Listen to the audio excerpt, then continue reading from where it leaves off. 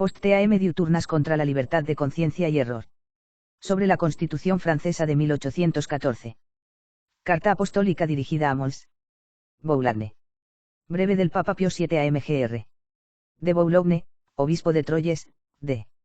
Fecha 29 de abril de 1814. Venerable hermano, salud y bendición apostólica.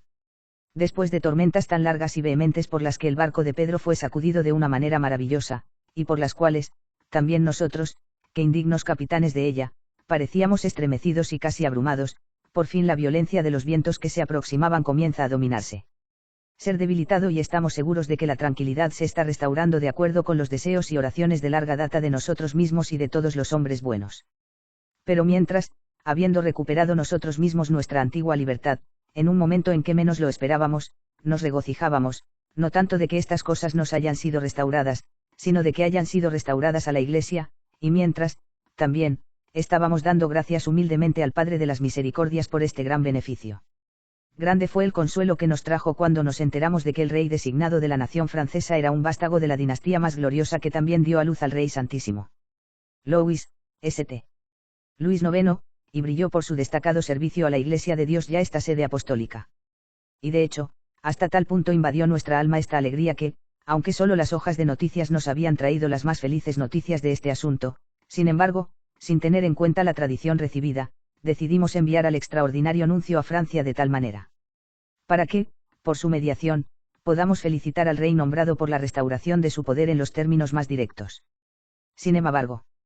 porque habíamos esperado, habiendo cambiado tan felizmente las cosas, no solo que todos los impedimentos organizados contra la religión católica en Francia fueran eliminados con la mayor rapidez, como hemos exigido incesantemente, sino también que, a medida que se presentara la oportunidad, la provisión sería suficiente.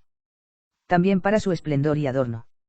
Vimos de inmediato que se guardaba un profundo silencio en la Constitución respecto a esto, y que ni siquiera se hacía mención alguna del Dios Todopoderoso, por quien reinan los reyes y mandan los príncipes.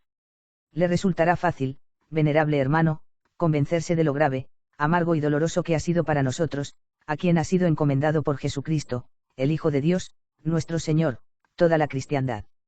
Porque ¿cómo podemos tolerar con ecuanimidad que la religión católica, que Francia recibió en los primeros tiempos de la Iglesia, que fue confirmado en ese mismo reino por la sangre de tantos mártires valientes, que con mucho la mayor parte de la raza francesa profesa, y de hecho defendió con valentía y constantemente incluso entre las más graves adversidades y persecuciones y peligros de los últimos años, y que, finalmente, esa misma dinastía a la que pertenece el rey designado profesa y ha defendido con mucho celo, que esta católica, esta santísima religión, decimos, no solo no debe ser declarada la única en toda Francia, apoyado por el baluarte de las leyes y por la autoridad del gobierno, pero debería incluso, en la restauración misma de la monarquía, ser completamente ignorado. Pero un dolor mucho más grave, y de hecho muy amargo, aumentó en nuestro corazón, un dolor por el cual confesamos que fuimos aplastados, abrumado y partido en dos, del artículo 22 de la Constitución en el que vimos, no solo que la libertad de religión y de conciencia, para usar las mismas palabras que se encuentran en el artículo, estaba permitida por la fuerza de la Constitución, pero también que se prometió asistencia y patrocinio tanto a esta libertad como a los ministros de estas diferentes formas de religión. Ciertamente, no hay necesidad de muchas palabras al dirigirse a usted para hacerle reconocer plenamente la herida letal que ha causado este artículo a la religión católica en Francia.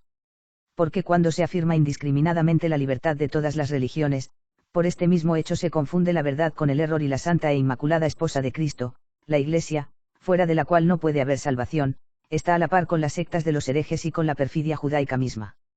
Porque cuando se promete favor y patrocinio incluso a las sectas de herejes y sus ministros, no solo sus personas, sino también sus propios errores, son tolerados y fomentados, un sistema de errores en el que se contiene esa herejía fatal y nunca lo suficientemente deplorable.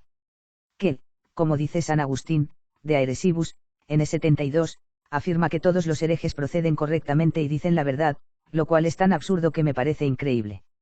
Pero no deberíamos menos asombrarnos y lamentarnos por la libertad de impresión garantizada y permitida por el artículo 23 de la Constitución, por lo que, en efecto, la propia experiencia de tiempos pasados enseña, si alguien pudiera dudarlo, de los grandes peligros y del cierto envenenamiento de la fe y la moral. Porque está bastante claro que es principalmente por este medio que, primero, la moral de la gente fue depravada, luego su fe corrompida y derrocada, y finalmente se suscitaron sediciones, disturbios y rebeliones entre ellos. Dado el estado actual de gran corrupción de la humanidad, estos males más graves seguirían siendo objeto de temor si, que Dios lo impida, se le permitiera a cualquiera el poder libre de publicar lo que quisiera. Tampoco estamos sin otras causas de dolor en esta nueva constitución del reino, especialmente en los artículos 6, 24 y 25. Nos abstendremos de exponerlos individualmente, ya que no dudamos que vuestra fraternidad percibirá fácilmente en qué dirección se dirigen estos artículos.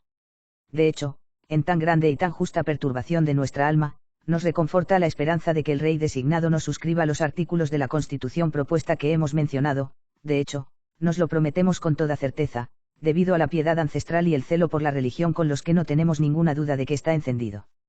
Pero ¿cómo, si estuviéramos callados ante el peligro de la fe y de las almas, ciertamente traicionaríamos nuestro ministerio? Hemos decidido entre tanto enviarte esta carta, venerable hermano, cuya fe y fuerza sacerdotal nos han sido demostradas de manera tan persuasiva. No solo para que se sepa perfectamente que rechazamos con la mayor vehemencia las cosas que les hemos expuesto hasta ahora, y todo lo que acaso se proponga contrarias a la religión católica, sino también para que, habiendo consultado también con los demás obispos de la Iglesia católica, iglesias francesas, se aplicarán ustedes a los consejos y estudios que les hemos encomendado a fin de que se eviten los graves males que, a menos que se eliminen rápidamente, amenazan a la Iglesia en Francia. Y que esas leyes y decretos y otras sanciones de gobierno por las que, como bien saben, no hemos dejado de lamentarnos en los últimos años, y que aún están floreciendo, deben eliminarse. Preséntate, pues, al rey designado, íntimo para él el dolor más vehemente por el cual, después de tan grandes adversidades y tribulaciones sufridas hasta ahora, en medio del regocijo general de todos, nuestra alma, a causa de lo anterior, es acosada y atormentada, exponer qué graves injurias a la religión católica, qué graves peligros para las almas, qué destrucción de la fe se produciría en Francia si se aceptara los artículos de la Constitución que ha sido redactada. Hágale saber que estamos completamente persuadidos de que no puede desear abrir su reinado con un comienzo tan desfavorable como para infligir a la religión católica este daño tan grave y casi incurable, y dígale que, por el contrario, Dios mismo, en cuyo poder están las leyes de todos los reinos, ciertamente le exige que emplee ese poder que él tiene, para el gozo de todos los hombres buenos y especialmente de nosotros, restaurado a él, particularmente para la defensa y embellecimiento de la Iglesia de Dios. Y que esperamos y confiamos fervientemente en que sucederá, por inspiración de Dios, que nuestra voz, transmitida por ti mismo, tocará su alma, para que, siguiendo las huellas de sus predecesores que por haber profesado y tan a menudo reivindicado la religión católica merecía de esta santa sede el título de mayoría de los reyes cristianos, él puede hacer lo que está obligado a hacer, lo que todos los hombres buenos esperan que haga, lo que nosotros, con ardiente entusiasmo, le imploramos que haga, es decir, asumir el patrocinio de la fe católica. Esfuérzate, venerable hermano, todas tus fuerzas y el celo por la religión que te enciende. Emplea en este gran y santísimo deber la gracia en la que eres tan fuerte y tu elocuencia sobresaliente. Dado en Cesena, el 29 de abril de L8-L4, 15º año de nuestro pontificado. Nota del traductor de Pius pp. 7.